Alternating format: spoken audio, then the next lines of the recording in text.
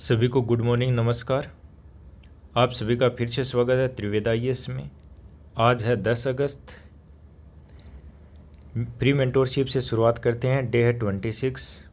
तो आज के लिए हमारे टारगेट रहेंगे GS4 एथिक्स के लिए जो केस स्टडी कल से शुरू किए हैं उन्हीं को आगे बढ़ाना आपको। तो इसमें जितने भी टाइप हैं वो आपको तैयार कर लेने हैं।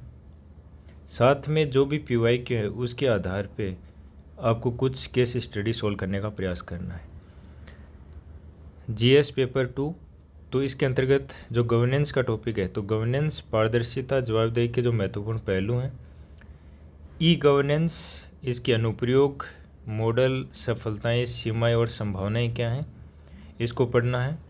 इसके अलावा आपको आज से 20 जो PYQ हैं वो सोल्व करने का प्रयास करना है, या फिर किसी टेस्ट सीरीज से सोल्व कर सकते हैं। तो ये अपनी डेली हैबिट बना लीजिए। आपके लिए PYQ की एक सीरीज़ शुरू की है, आप इसको भी देख सकते हैं, काफ़ी इम्पोर्टेंट है। इसके वीडियोज़ आपको डेली इवनिंग में 9 PM के आसपास मिल जाएंगे। शुरुआत करते हैं हमारी पहली न्यूज़ से। मुंबई एयरपोर्ट है, वहाँ पे कुछ जो विदेशी जीव तस्करी हैं उनका मामला दर्ज किया गया है। तो ये इम्पोर्टेंट क्यों हो जाता है?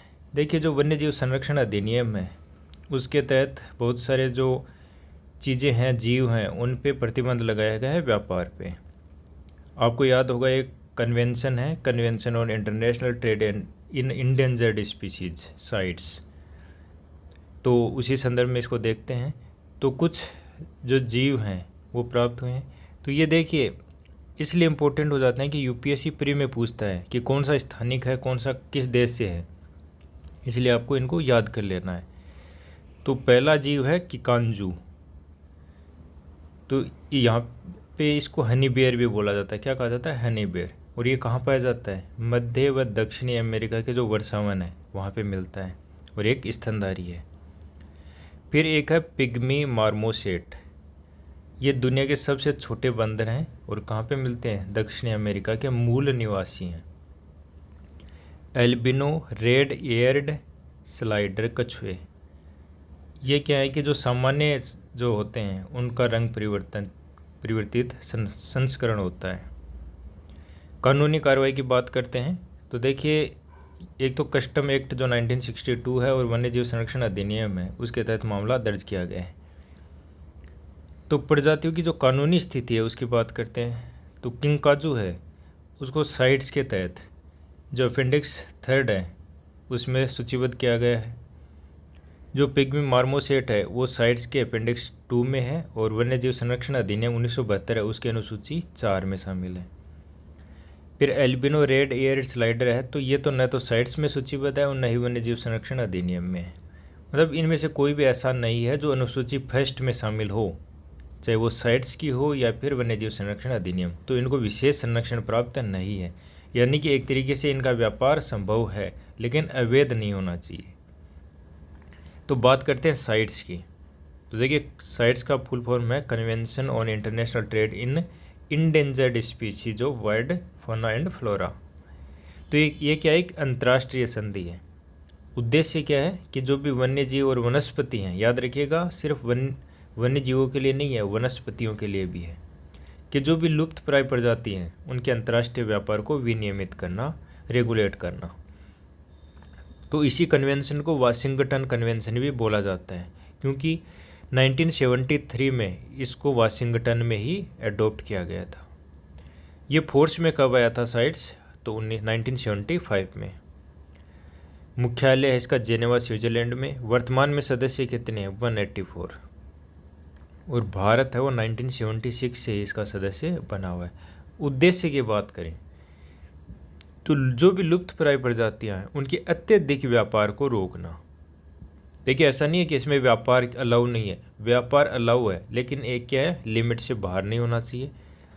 दूसरा है कि जो भी व्यापार हो वो इस तरीके से होना चाहिए ताकि सतत उपयोग और संरक्षण के बीच संतुलन बनाए रखा जा सके, यानी कि उनका उपयोग भी हो सके और उनका संरक्षण भी हो सके। ये दोनों ही स्थितियाँ, इन दोनों के बीच में संतुलन बना रहे। ये अंतर्राष्ट्रीय स्तर पर क्या है? कानूनी रूप से बाध्यकारी है, लीगली बाइंडिंग है, याद रखना आपको। हालांकि जो राष्ट्रीय स्तर पर इन्हें लागू करने के लिए घरेलू कानूनों की आवश्यकता होती है। तो इसकी बात करें तो इसकी पृष्ठियाँ हैं। तो देखिए जो पृष्ठि फर्स्ट है उसके अंतर्गत क्या है कि अत्यंत जो लुप्तप्राय प्रजाति हैं, क्रिटिकली इंडेंजर्ड हैं या फिर इंडेंजर्ड हैं, उनके अंतर्राष्ट्रीय व्यापार का लगभग प्रतिबंध है। इसमें याद रखिएगा, जैसे कि बाघ है, हाथी है ना, समुद्री कछुए हैं। फिर अपेंडिक्स जो 2 है उसमें ऐसी प्रजातियां जो खतरे में आ सकती हैं, अभी खतरे में नहीं है, और यदि उनका व्यापार नियंत्रित नहीं किया गया ना तो वो मुश्किल में पड़ सकते हैं। हालांकि इनका जो व्यापार होता है वो परमिट के साथ में, परमिट लेके व्यापार किया जा सकता है, जैसे भारतीय अजगर होगा, लाल मूंगा हो गया, ये सब।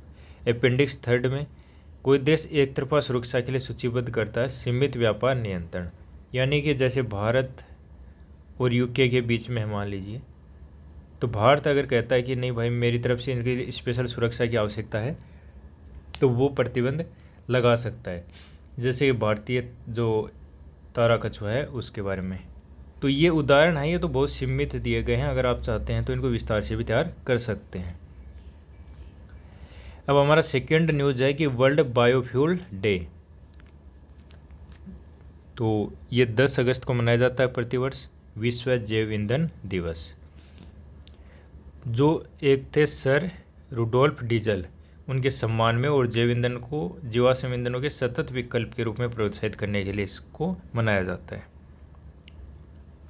तो हाल ही की प्रगति और नवाचार की बात करें तो देखिए शुरुआत में जो आए थे वो प्रथम पीढ़ी के थे जैव ईंधन, और वो किस पे आधारित थे, जो भी फूड क्रॉप्स थे उन पे आधारित थे, यानी कि ऐसी फसलें जिनको खाया जा सकता है।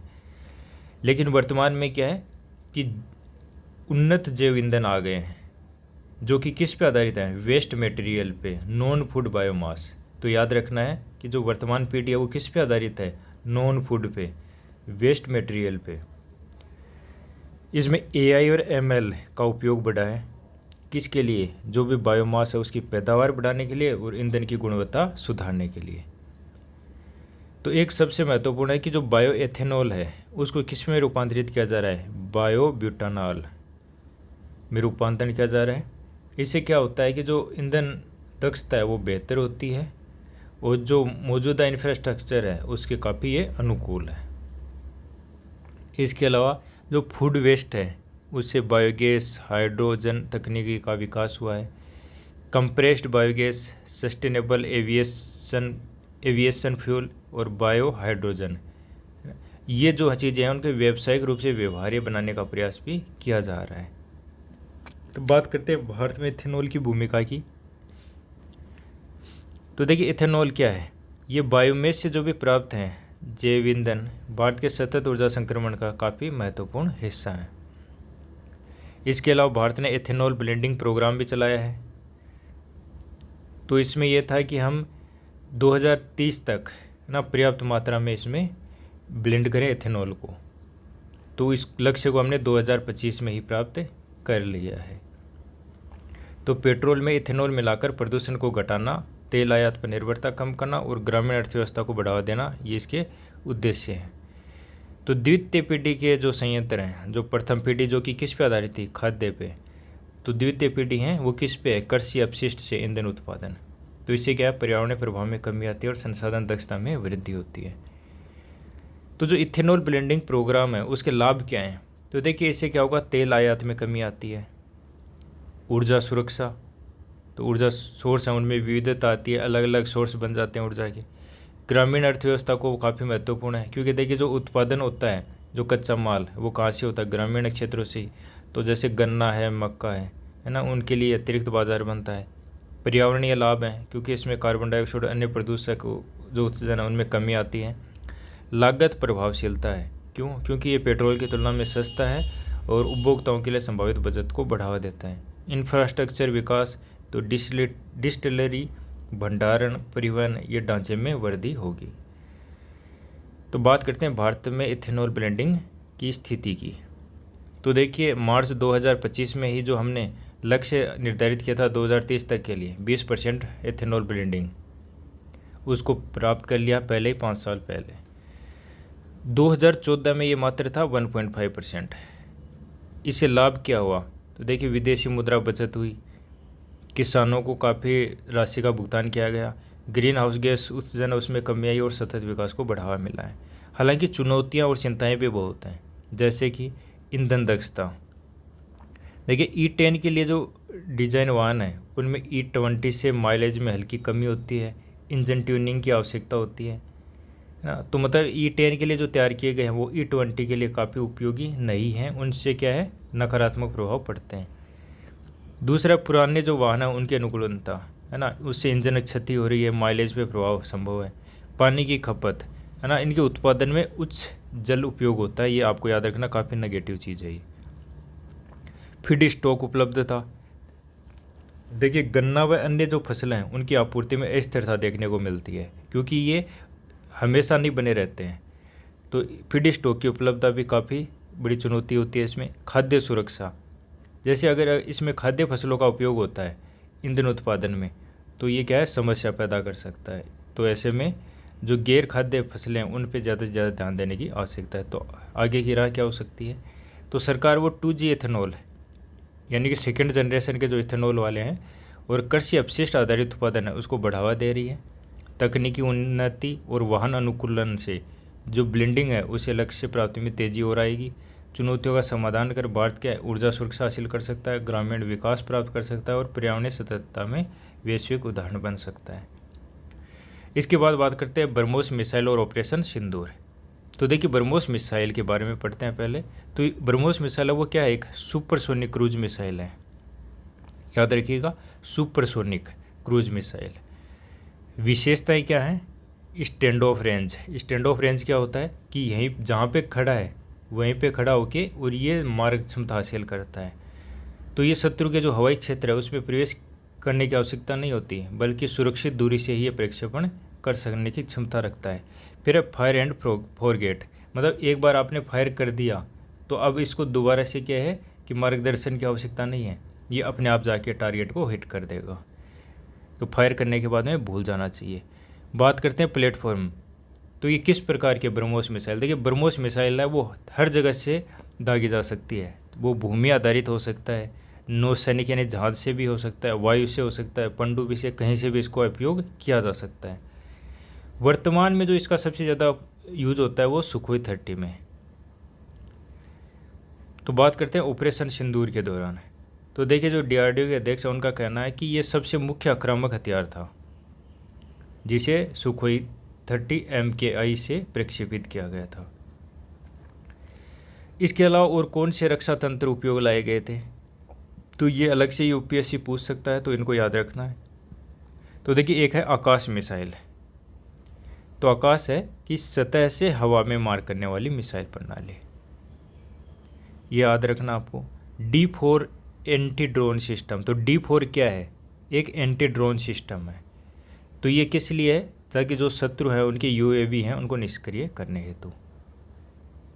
फिर है MRSM यानी medium range surface to air missile. तो ये वायु रक्षा प्रणाली है। इसके अलावा एक आकाश तीर भी था, काफ़ी चर्चा में रहा। तो आकाश तीर क्या है, एक AI आधारित नियंत्रण प्रणाली है। क्या है, AI आधारित नियंत्रण प्रणाली, जो कि स्वदेशी स्वचालित वायु रक्षा नियंत्रण और रिपोर्टिंग प्रणाली है, जो सेंसर नेटवर्किंग, खतरे की पहचान और हथियारों की इष्टतम तैनाती सुनिश्चित करती है। आपको याद रखना आकाश तीर काफ़ी इंपॉर्टेंट है। अब बात करते हैं ब्रह्मोस NG यानी नेक्स्ट जनरेशन। तो ये अभी योजना में है, मतलब अभी इसका विकास किया जा रहा है। महत्व क्या है, देखिए ये जो वर्तमान में ब्रह्मोस है उसका छोटा और हल्का संस्करण होगा, जिसका परिणाम क्या होगा कि इसमें सिर्फ सुखोई में नहीं बल्कि अन्य प्रकार के जो विमान हैं उनमें भी इसको इजीली लगाया जा सके। इससे क्या होगा कि वायुसेना की जो अधिक संख्या में जो लड़ाकू विमान है उनमें एकीकरण संभव होगा, बेहतर गतिशीलता होगी और तैनाती की लचीलापन आएगा।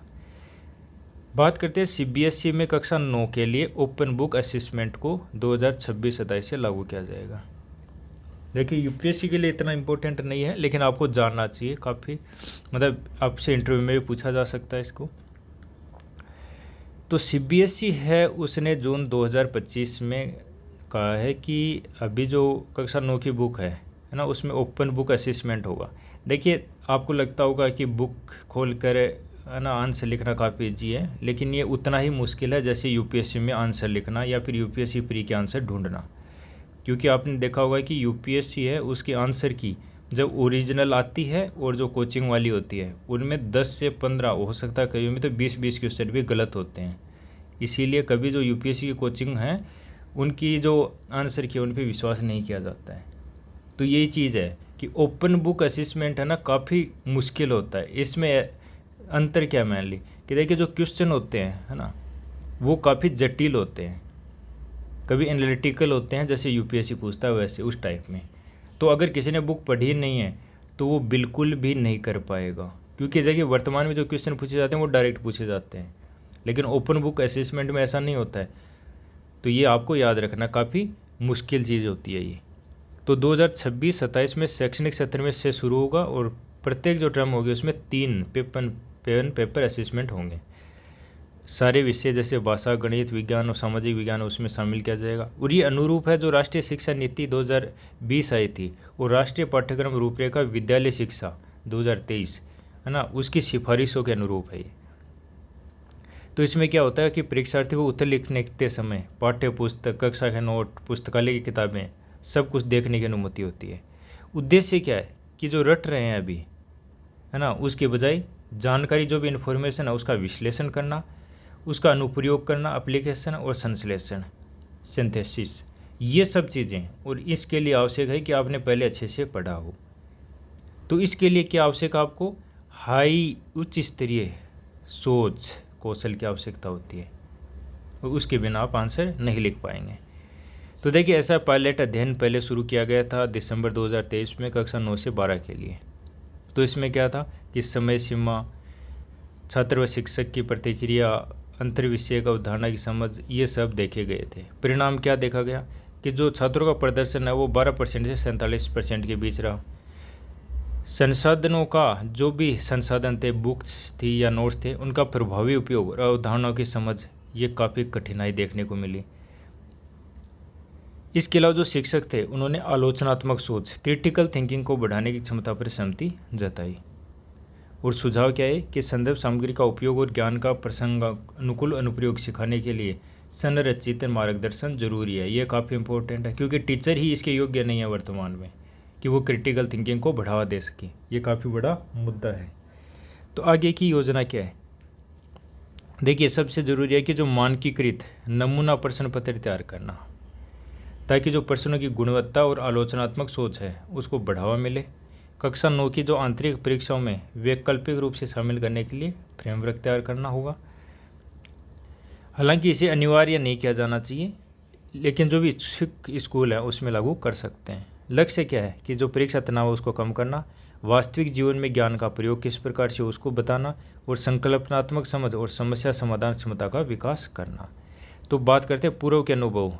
देखिए 2014-17 में सीबीएसई के द्वारा लागू किया गया था इसको, ओपन टेक्स्ट बेस्ड असेसमेंट को।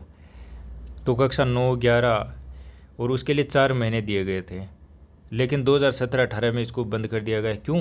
क्योंकि जो आलोचनात्मक क्षमता की बात कर रहे हैं उसको बढ़ाने में सफल नहीं रहा, क्योंकि भारत में तो वैसे भी रटने पे जोर दिया जाता है। आज फिर जो विश्व शेर दिवस भी है, तो याद रखना आपको इंदिरा गांधी जो प्राणी उद्यान है वहाँ पे यानी विशाखापट्टनम में, तो जो एशियाटिक लायन है उनके संरक्षण के प्रयासों पे ये दिया गया है। तो देखिए एशियाटिक जो शेर हैं वो कहाँ पे हैं, मेनली कहाँ पाए जाते हैं? याद कीजिए, हम पहले डिस्कस कर चुके हैं गिर में। तो प्राकृतिक रूप से कहाँ मिलते हैं? एकमात्र जगह है गिर। गिर कहाँ पे? गुजरात में। और इसके लोकेशन है वो हम मैप में ऑलरेडी देख चुके हैं, तो पहले की वीडियो आप जाके देखिए।